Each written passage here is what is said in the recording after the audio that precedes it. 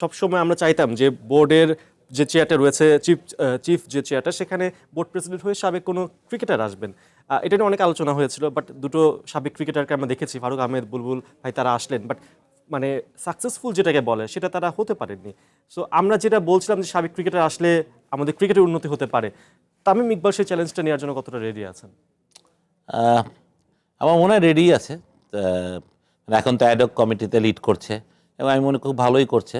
এবং তাইমের যেরকম চিন্তাভাবনা আছে ফর ফিউচার বাংলাদেশ ক্রিকেট, আমার খুব ইতিবাচক কিছু ওর প্ল্যানিং আছে, চিন্তাভাবনা আছে। তা আমি আশা করি যে আমরা খুব তাড়াতাড়ি ধৈর্যহারা হয়ে যাই। ওকে আমাদের সুযোগ দিতে হবে। যদি ও ইলেকটেড প্রেসিডেন্ট হয়ে আসতে পারে, তাহলে হয়তো বা 4 বছর একটা মেয়াদ সময় পাবে। সেই 4টা বছরও যদি মনোযোগ দিয়ে কাজ করে, বা ওর যদি সেই যেহেতু ও one of the finest cricketer Bangladesh have ever produced, one of the finest opening batsman, Bangladesh টিমের ক্যাপ্টেন, সুতরাং ডেফিনেটলি ও ক্রিকেটের জন্য ভালো কিছুই চাবে। এবং সেটা করতে পারলে আমি মনে করি যে আমরা অনেক যেগুলো আমাদের চাওয়া না পাওয়া ছিল আমাদের বাংলাদেশ ক্রিকেটের, তামিম থাকা অবস্থা সেগুলো করে দিয়ে যেতে পারবে আমি বিশ্বাস করি। তামিম ইকবাল তো আপনাকে ইনভাইট করেছিল, বিসবিতে আপনি গিয়েছিলেন। কথাটা কি নির্বাচন নিয়ে হয়েছিল নাকি? না না না, এইসব নিয়ে আমার সাথে কোনো কথাই হয়নি। এমনি গেলাম, বললাম, ক্রিকেট নিয়েই কথা হলো অনেকক্ষণ।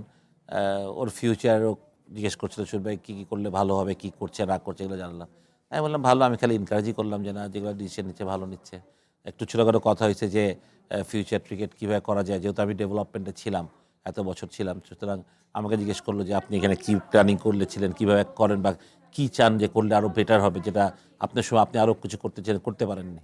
তো আমার যদিও লম্বা সময় ছিল, তারপরে আমি তাকে আমার যতটুকু ক্রিকেট বুদ্ধি বা আমার এক্সপিরিয়েন্স, আমি সেটাই শেয়ার করেছি ওর সাথে, আর কিছু না। ছোট করে জানতে চাচ্ছি আপনার প্ল্যানটা কি নেক্সট বোর্ডে? আমি কোনো no plan, to be very honest. তো ইলেকশন তো আমি করবো না, সেটা আমি বলে দিয়েছি। টাইমকে আমি খুব স্পষ্ট করে বলেছি যে আমি ইলেকশনের ব্যাপারে আই এম নট ইন্টারেস্টেড।